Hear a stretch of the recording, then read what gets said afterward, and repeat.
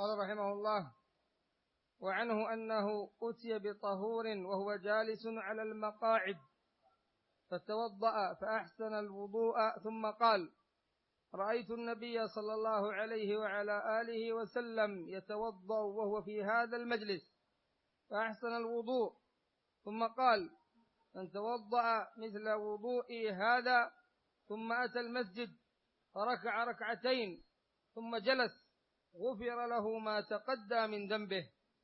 قال: وقال رسول الله صلى الله عليه وعلى آله وسلم: لا تغتروا. رواه البخاري وغيره. نعم. وعنه أي عن عثمان رضي الله عنه أنه أتي بطهور بفتح الطاء، والطهور هو الماء الذي يتطهر به، هو الماء الذي يتطهر به، وهو جالس على المقاعد. المقاعد يا إخوة قيل مكان بجوار المسجد،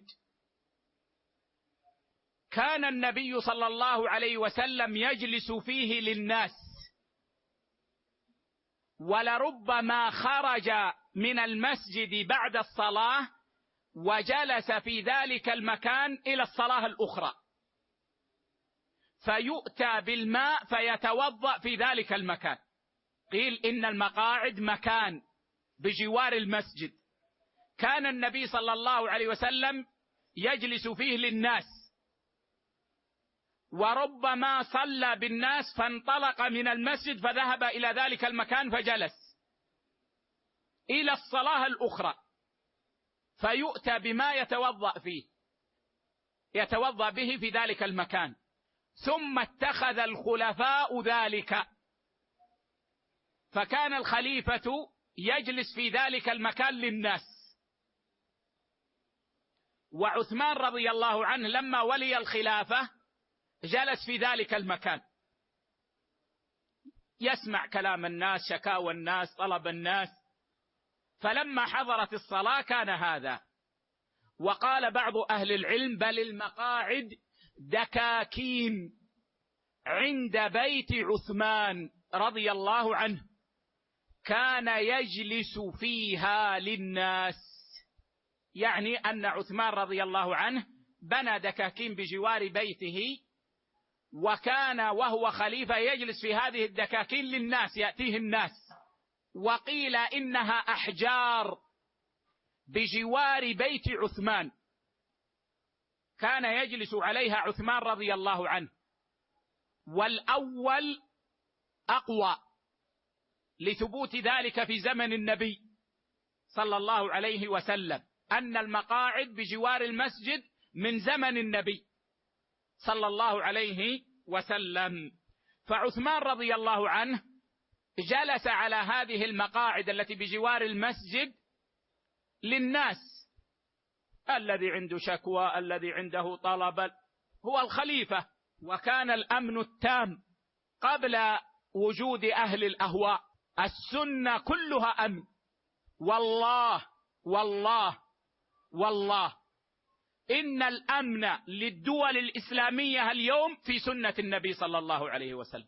ليس الأمن في أن يخترعوا دينا جديدا، الأمن أن يعيدوا الناس إلى سنة النبي صلى الله عليه وسلم، إلى المنهج السلفي الرشيد، ليس الدعاوى جماعات حزبية وتتسمى بالسلفية، لا، منهج السلف الذي كان عليه الصحابة رضوان الله عليهم، فيه الأمن التام. ما يدخل الشر على الأمة بصورة عامة إلا بسبب الأهواء والبدع.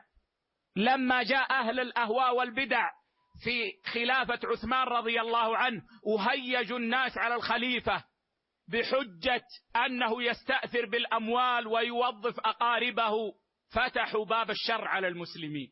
ولذلك كل واحد منا يحب الاستقرار لبلاد المسلمين. والله المؤمن الذي سلمه الله من الهوى الذي يلعب بعقول بعض الناس يفرح أن يسمع أن بلدا مسلما قد استقر فيه الأمر على ولي الأمر المسلم، يفرح بهذا ويسعى إليه ولا يريد لبلد من بلدان المسلمين ولو لم يكن يعيش فيه، لا يريد له أن تحصل فيه فتنة أو يحصل فيه شر، استقرار بلاد المسلمين. هذا من أصول أهل السنة.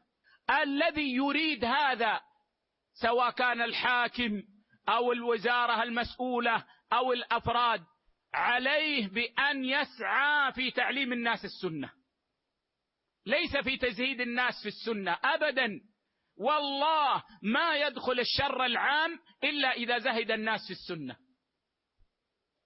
أما السنة المنهج السلفي الرشيد ففيها الأمن للحاكم، يصبح الشعب ينزل الحاكم المسلم منزلته ويحب الحاكم المسلم ويحميه بنفسه، ما يمكن أن يغدر بهذا الحاكم،